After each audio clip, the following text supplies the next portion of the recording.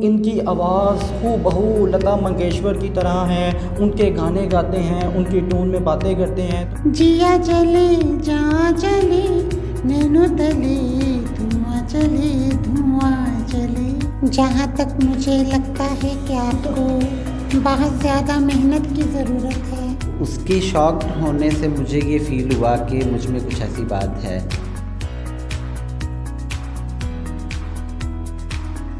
अस्सलामुअलैकुम, आप देख रहे हैं लाहौरी जलवा। आपके साथ मौजूद है आपका खिदमतगुजार फ़हद हसन। जी तो नाजरीन, आप मेरे पास एक ऐसी शख्सियत देख सकते हैं जो किसी तारुफ की मोहताज नहीं। इमरान लता के नाम से ये मशहूर है। आखिर सोचने वाली नाजरीन ये बात है कि इमरान के बाद लता क्यों आता है। जी अगर आप सोच रहे हैं लता मंगेशकर तो बिल्कुल सही सोच रहे हैं। जी तो नाजरीन, इनकी टून, इनकी आवाज़ हूबहू लता मंगेशकर की तरह है। उनके गाने गाते हैं, उनकी टून में बातें करते हैं। तो लिहाजा बहुत ज़्यादा सिंगर आए और बहुत ज़्यादा सिंगर चले गए, मगर लता जी को कभी किसी ने कॉपी करने की हिम्मत नहीं की। अगर किसी ने कोशिश भी की है तो वो नाकाम हो गया। तो लिहाजा इमरान साहब से पूछते हैं कि आखिर इस कामयाबी के पीछे जो ये लता जी का नाम आता है, ये एहसास कब हुआ और कब इनको ख्याल आया यार वाकई मेरी आवाज़ लता जी से मिलती है। इनसे बात करते हैं। अस्सलाम वालेकुम। जी वालेकुम अस्सलाम। क्या हाल है, ठीक ठाक हैं आप? अल्लाह पाक का भी काफ़ी शुक्र है। अच्छा इमरान भाई, सबसे पहले आप मुझे ये बात बताइएगा कि इमरान लता के नाम से आपको बुलाया जाता है। अच्छा मान लेते हैं कि चले कोई लता जी की आवाज़ में गाना गाते हैं, और वो भी एक लड़का लता जी की आवाज़ में गाना कैसे गा सकता है? मुझे सबसे पहले आप ये बात बताएं। फ़र्स्ट ऑफ़ ऑल तो ये एक खुदादा सलाहियत है, एक गॉड गिफ्टेड टैलेंट है। इसमें मेरा अपना कोई कमाल भी नहीं है। ये अल्लाह ताला की नवाजिश है मुझ पर, और ये अल्लाह ताला की ही करम नवाजी है कि उसने मेरे अंदर ये टोन पैदा किया, और बस कर रहे हैं कोशिश। अच्छा इमरान भाई, आप मुझे बताइएगा आपको मौसीकी का शौक़ कब से पैदा हुआ?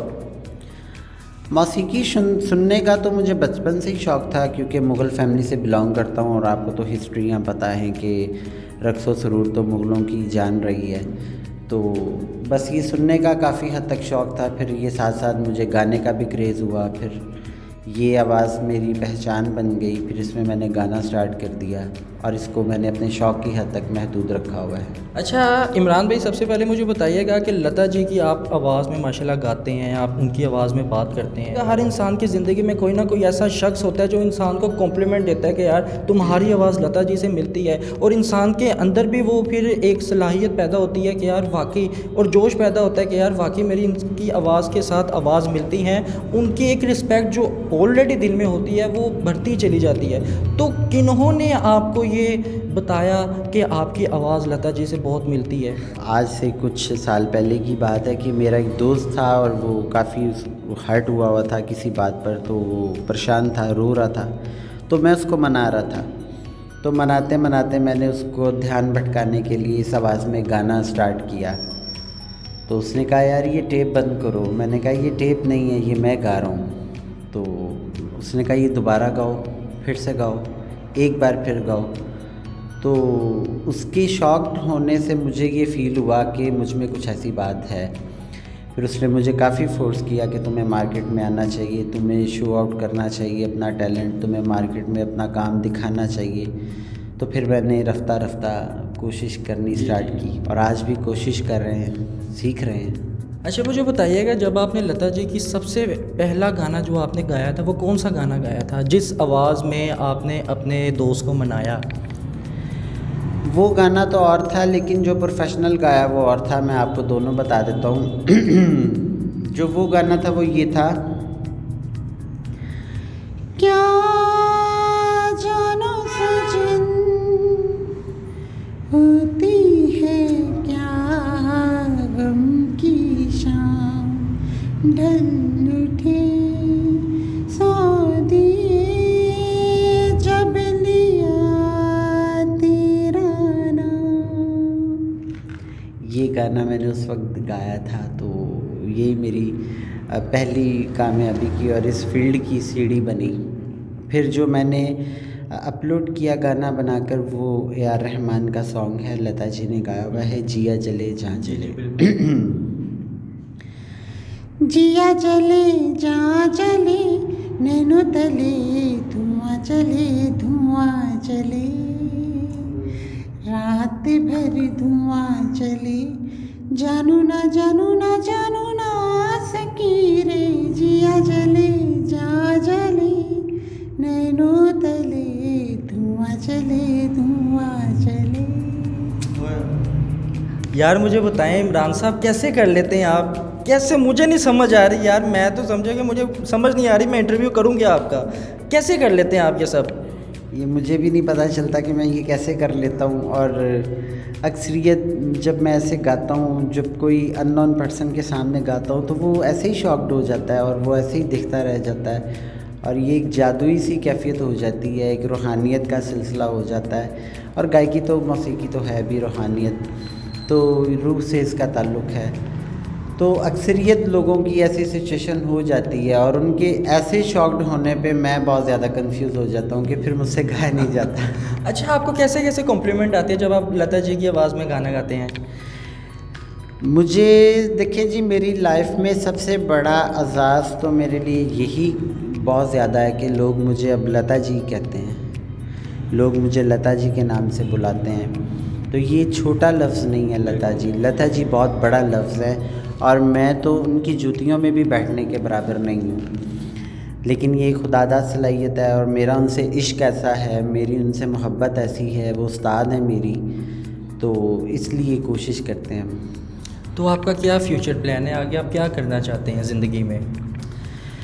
देखिए जी, हम अपनी प्रोडक्शन में भी हम काम कर रहे हैं, एजेस प्रोडक्शन के साथ काम कर रहा हूँ मैं, एज आ सुपरवाइज़र, एज आ मैनेजमेंट कर रहा हूँ। फ्यूचर प्लान भी वही है, और साथ साथ ये मेरा पैशन है फ्यूचर प्लानिंग में, ये भी कि पैशन भी साथ साथ चलता रहेगा, प्रोफेशन भी साथ साथ चलता रहेगा। कहो कैसे रास्ता भूल पड़े अच्छे तो हो दिल बर जा, आवारों की क्या पूछ रहे अपनी, कहो दिल बर जा। कहो कैसे रास्ता भूल पड़े अच्छे तो हो दिल बर जा, ये उन्होंने किशोर जी के साथ गाया था। अच्छा, मैं क्या पूछूं आपसे, मुझे बताएं, मुझे समझ नहीं आ रही यार, आपने तो मेरा सर घुमा दिया। मुझे समझ नहीं आ रही, मैंने कहा यार चलो थोड़ी बहुत मिलती होगी आवाज़। मैंने जब सुना है आपको लाइव आके, तो मुझे तो यकीन करें, मैं तो तकरीबन मेरे सामने यकीन नहीं कर सकते, मैं यही कह रहा हूँ कि यार लता जी मेरे सामने आके बैठ गई हैं, जैसे आपकी आवाज़ है ना, मैं खोया हूँ, सिर्फ लता जी को इमेजिन कर रहा हूँ इस वक्त। यही एजाज़ मेरे लिए बहुत बड़ा है कि आप मेरे सामने बैठ के लता जी को महसूस कर रहे हैं, मेरे लिए ये बहुत बड़ा एजाज़ है। अच्छा, जब आप जाते हैं मार्केट्स में, जाते हैं शॉपिंग करने, या कहीं भी आउटिंग पे जाते हैं, या अपने घरेलू कामों के लिए जब आप बाहर निकलते हैं, तो लोग आपको डिमांड करते हैं, रिक्वेस्ट करते हैं कि जी हमें लता जी की आवाज़ में कुछ गाना गाएं, तो हम सुनना चाहते हैं, आपको लाइव सुनना चाहते हैं लता जी की आवाज़ में, तो कैसा उस वक्त जज्बात होते हैं आपके? पहली बात तो ये कि शॉपिंग मॉल्स में अक्सर लोग पहचान लेते हैं, और मैंने ज़्यादातर मास्क पहना होता है और वो किसी को नहीं भी पता चलता। और उससे ज़्यादा मतलब मैं ऊबर पे ट्रैवलिंग करता हूँ, तो ऊबर के राइडर जो हैं वो पहचान लेते हैं, वो बहुत ज़्यादा रिस्पेक्ट करते हैं। फिर इसी तरह ही माशाल्लाह काफ़ी लोग हैं जो मुझे खुद भी पहचान लेते हैं, फिर वो गाने पर बोलते हैं। और कभी मूड होता है तो मैं गा देता हूँ, कभी मूड होता है तो फिर मैं नहीं गाता, कि मतलब हर टाइम ये आवाज़ नहीं निकाल सकता, इसके लिए एक रियाज़त की ज़रूरत है। लता जी बहुत बड़ा नाम है, उनको गाने के लिए एक दिमाग चाहिए, एक गला चाहिए। अच्छा इमरान भाई, बताइए कि जैसे कि माशाल्लाह ये ईद का मौका है, तो इमरान मुग़ल साहब तो हम नहीं कहेंगे भैया, हम तो इमरान लता ही कहेंगे, तो इमरान लता कैसे ईद का दिन मनाते हैं?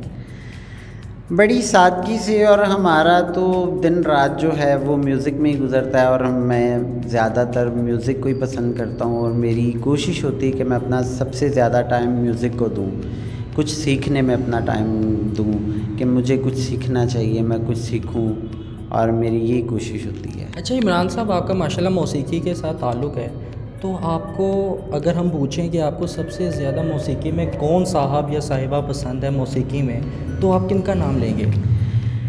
देखिए जी, सबसे बड़ी बात है कि मैडम नूरजहाँ बहुत बड़ा नाम गुज़रा है हमारी पाकिस्तान की फ़िल्म इंडस्ट्री में, और उनको सुनना अच्छा लगता है। फिर मेरी उस्ताद लता जी हैं, और आपको पता है कि जब इश्क हो जाता है तो अपने उस्ताद से आगे तो कोई नज़र ही नहीं आता ना।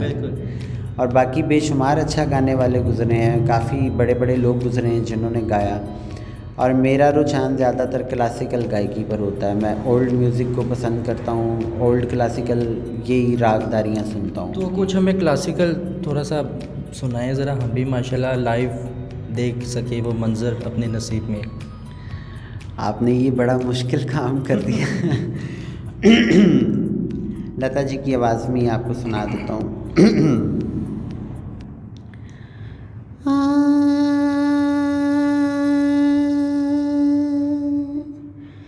भैया ना धरो ओ बलमा, भैया ना धरो ओ बलमा, ना करो मुसरा, भैया ना धरो, ना धरो ओ बलमा। सर मैं आपको सिर्फ एक बात कहना चाहता हूँ, क्या हमें इजाज़त है आपकी? इजाज़त है आपकी? जी जी सर इससे बड़ी मेरे पास कोई अल्फाज नहीं है कि मैं कोई भी आप मेरी मैं खुद को इंटरव्यू के काबिल नहीं समझ रहा। मुझे समझ नहीं आ रहा है मैं आपसे इंटरव्यू करूं क्या। माशाल्लाह इतना बड़ा एजाज़ आपको मिला है ज़िंदगी में। अच्छा अब हमारी फरमाइश में लता जी की आवाज़ में वो गाना तो गा कर सुनाए। लुका छुपी बहुत हुई, सामने आ जाना, कहाँ कहाँ ढूंढा तुझे, थक गई है अब तेरी माँ, आजा सांझ हुई मुझे तेरी फिक्र धुंधला गई, देख मेरी नजर आ जाना। इमरान लता जी कोई पैगाम देना चाहें हमारी ऑडियंस को, हमारे देखने वालों को, अपने चाहने वालों को? बस मैं यही उनको पैगाम देना चाहूँगा कि सीनियर्स की, आर्टिस्ट की कदर करनी चाहिए, इज़्ज़त करनी चाहिए। अल्हम्दुलिल्लाह मेरी बहुत इज़्ज़त है, मेरे चाहने वाले बहुत हैं, मुझे सब प्यार करते हैं, लेकिन मैं अदर पॉइंट पे बात कर रहा हूँ, एक ऑडियंस को पैगाम दे रहा हूँ कि सिंगर्स का एहतराम किया करें। दो पल रुका ख्वाबों का कारवां और फिर चल दिए तुम कहाँ हम कहाँ।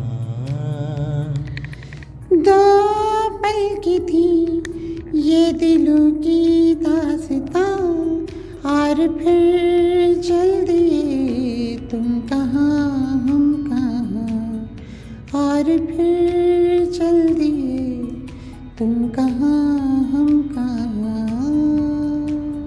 अच्छा मुझे बताइएगा मेरी आवाज़ में कैसा लगा कि कितनी मतलब कि आवाज़ आ रही है मेरी आवाज़ सुन के, कैसा लगा मेरी आवाज़ में? जहाँ तक मुझे लगता है कि आपको बहुत ज़्यादा मेहनत की ज़रूरत है, आपको सीखने की ज़रूरत है, मेहनत की ज़रूरत है। अच्छा गाने के लिए सीखना ही पड़ता है। इमरान लता साहब ये देखें, इसके आगे मेरे पास कोई जवाब नहीं है। जी तो नाज़रीन, अगर आपको ये वीडियो अच्छी लगी हो तो ज़्यादा से ज़्यादा शेयर कीजिएगा, और आप सबको हमारी तरफ से, इमरान लता जी की तरफ से बहुत बहुत ईद मुबारक। इसी के साथ अपने मेज़बान को इजाज़त दीजिए। देखते रहिए लाहौरी जलवा फ़हद हसन के साथ। अल्लाह हाफिज़।